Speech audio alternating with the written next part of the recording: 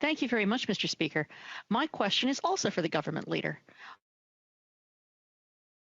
On the weekend, Senator Gold, Bell, Rogers, and Shaw all announced their intention to stop carrying the Russian propaganda service RT on their cable services, but that was a purely voluntary gesture on their part, and RT remains accessible to other cable subscribers in Canada.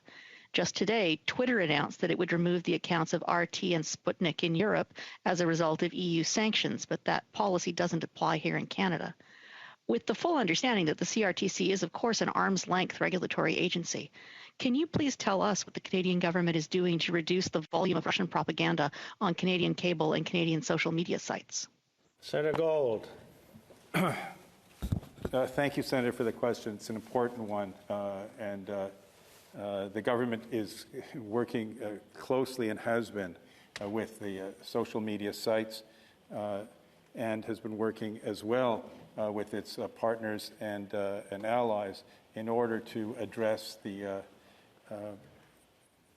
Russian aggression in Ukraine and the disinformation campaign and cyber campaigns that have been launched to support it.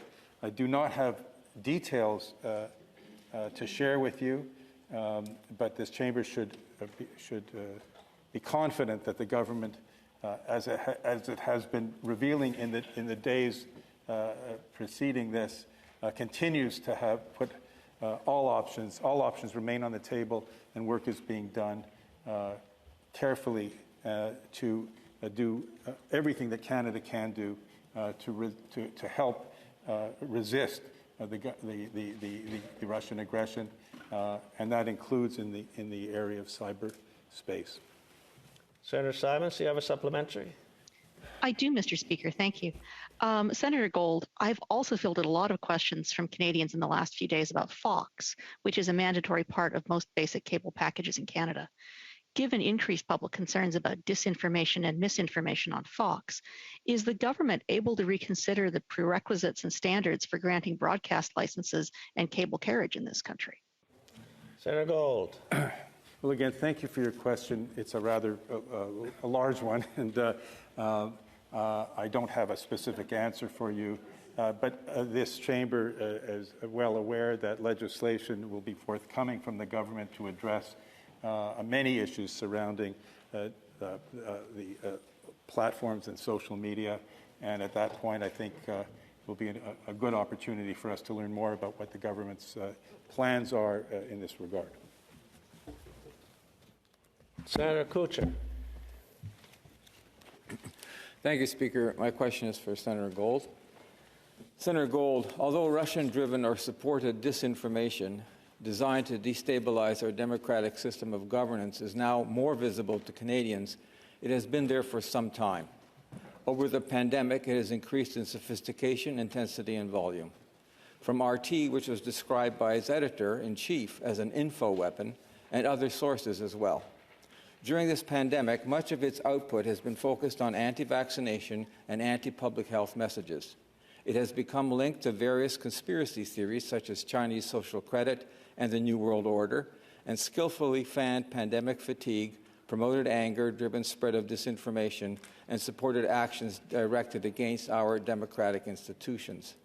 According to Marcus Gold of the Macdonald-Laurier Institute, the aim has been to harness public anxiety and fan it towards chaos and even sedition. Indeed, we are seeing this type of disinformation starkly in the recent statement on the invasion of Ukraine issued by the Embassy of the Russian Federation in Canada. Senator Gold, what is the Government of Canada doing to actively counter the spread of Russian-supported public health disinformation? Senator Gold. Well, thank you for your question. Let me begin by just quoting Minister Rodriguez, who on March 1st said, and I quote, "We must defend Canada from disinformation and propaganda, and we won't be deterred by malevolent foreign governments." Close quote. Protecting Canada and Canadians online is a key priority. As I mentioned in my previous answer, it's clear that disinformation poses a threat to the safety of our communities and the legitimacy of our institutions, indeed our national unity. And as I mentioned, the government is working closely with officials and allies to address disinformation and the threat of foreign interference, and will continue to work to that end. I've also been advised that the Communications Security Establishment will be assisting Ukraine to support intelligence cooperation, cybersecurity, and cyber operations. Senator Kutcher, do you have a supplementary? Yes, Speaker. Senator Gold, Andrew Nikiforuk, an investigative journalist, recently called attention to a potential link between the Ottawa occupation convoy, Russian-supported disinformation pushing anti-vaccine and anti-public health messages, and demands to overthrow the Canadian government. What is being done to fully investigate this concern? Will this be part of the mandate of the Emergency Measures Act Review Committee? And what should we as responsible parliamentarians be doing to address this issue? Senator Gold. Well, thank you for your questions, Senator Kutcher. With respect to the investigation efforts, which was part of your question, I will make inquiries with the government and report back to this chamber.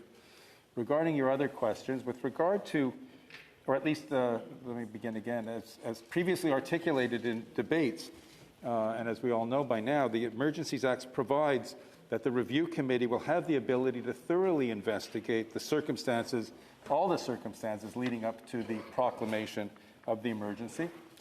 And with regard to what we as responsible parliamentarians may do,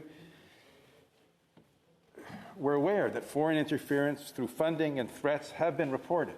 And I would encourage all of us as parliamentarians to engage in all items consistent with the objectives of parliamentary oversight with regard to the actions undertaken under the Emergencies Act.